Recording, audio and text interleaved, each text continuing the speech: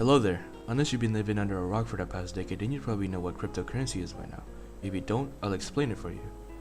Cryptocurrency is a collection of binary data which is designed to work as a medium of exchange. Cryptocurrencies are digital currencies underpinned by cryptographic systems. They enable secure online payments without the use of third-party intermediaries. Crypto refers to the various encryption algorithms and cryptographic techniques that safeguard these entries, such as elliptical curve encryption, public-private key pairs, and hashing functions. Cryptocurrencies can be mined or purchased from cryptocurrency exchanges. Not all sites allow purchasing using cryptocurrencies. In reality, cryptocurrencies, even popular ones like Bitcoin, are hardly ever used for retail transactions. However, the value of cryptocurrencies has become so high that it has made them popular as trading instruments. Cryptocurrencies are generally fiat currencies as they are not backed by or convertible into commodities. Some examples of cryptocurrencies are Bitcoin, Dogecoin, and Ethereum. Although cryptocurrencies seemed sketchy at first, over the last few years they have gone up in popularity and has helped many entrepreneurs reach international markets, which has also helped the global economy by a lot. Thank you, crypto.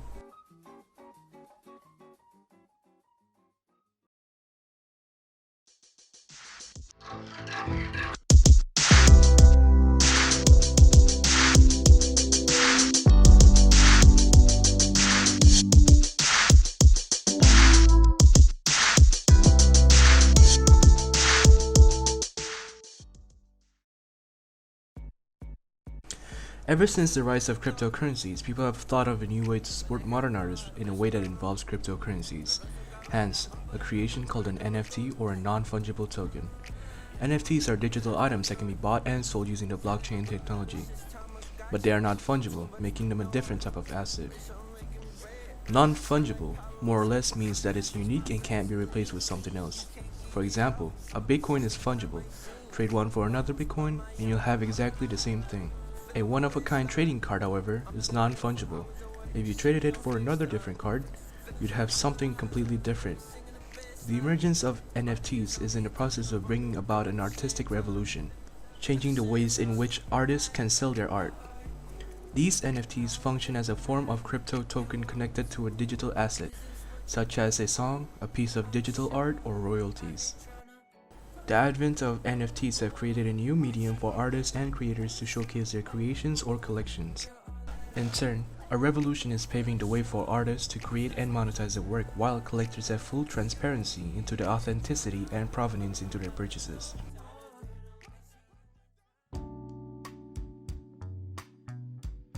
The harmless cryptocurrencies that were mined with old computer hardware back then has expanded, causing more use of energy and even worse, a higher demand of graphics cards. Look at these prices. The environmental concern comes from the estimated carbon footprint generated by the power plants providing the energy. And it isn't just mining that uses a lot of power. A single Bitcoin transaction is estimated to burn 2,292.5 kilowatts an hour. For comparison, a 100,000 Visa transaction uses 148.63 kilowatts an hour. That means a single Bitcoin transaction is about the equivalent of 1,548,648 Visa transactions. Bitcoin mining is also nearly 15 times more carbon intensive than mining an equivalent amount of gold in dollar terms. The carbon footprint of a single mined Bitcoin amounts to 191 tons of carbon dioxide. While to mine the equivalent value in gold, it would only take 13 tons of carbon dioxide. Bitcoin also produces about 37 megatons of carbon dioxide annually, matching the country of New Zealand, which also releases about the same amount of carbon dioxide annually. Now, the comparisons I have made are regarding to only one of many cryptocurrencies that are currently in circulation. Another cryptocurrency which is well known and consumes quite a large sum of energy is Ethereum. I don't know about now, but at the time of research, Ethereum uses about 209.13 kilowatts an hour per transaction, which isn't as much as the amount Bitcoin uses, but it still doesn't excuse it from the amount of energy it's used every single year. Despite this being quite the predicament, not a lot of people know about this problem. In fact, I myself have only learned about this when memes about how screenshotting NFTs and how much energy it takes to mint a picture of a monkey started floating about.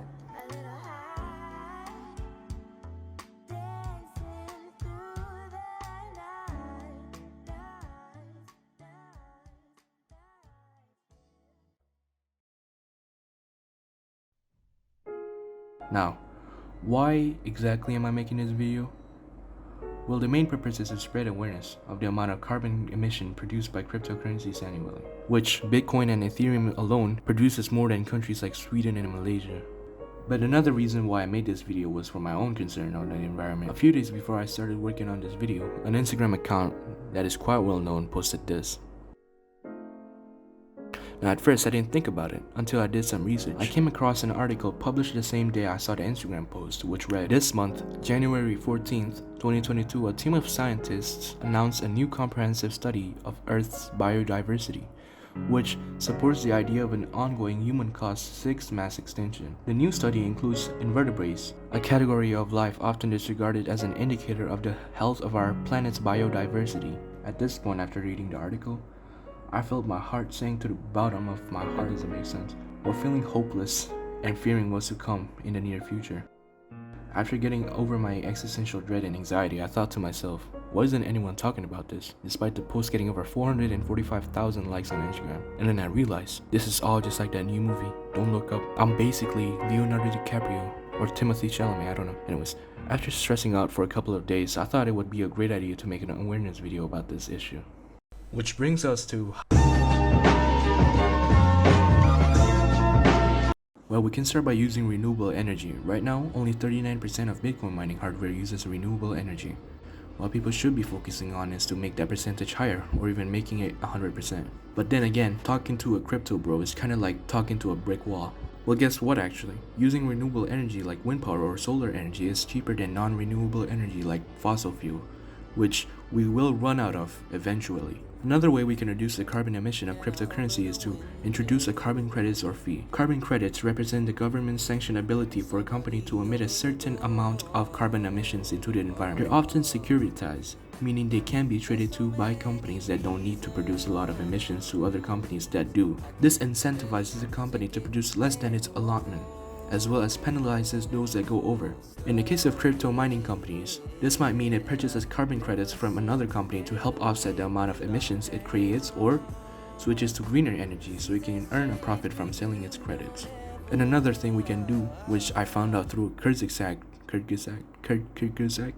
and one more thing we can do, which I found out through a recent Kyrgyzstan video, is to use carbon capture. The technology has become available in the year 2022, and it will cost you $600 to remove 1 ton of carbon dioxide, which doesn't seem like much, but if you look at this video right here, or this photo right here, you get the idea. Anyways, if you take 1 Bitcoin, which is worth around $41,368.90, and spend it on carbon capture, you could remove 68.9 tons of carbon dioxide, and you can even save yourself 90 cents. Laugh now, please. But that is still expensive. That is why as the technology improves, the price of carbon capture will be cheaper in the future. But as for now, if we don't continue to slow down climate change, humanity will only have made a bigger leap towards the sixth mass extinction. Thank you for your love. Thank you for the heart. Girl, please don't ever let me be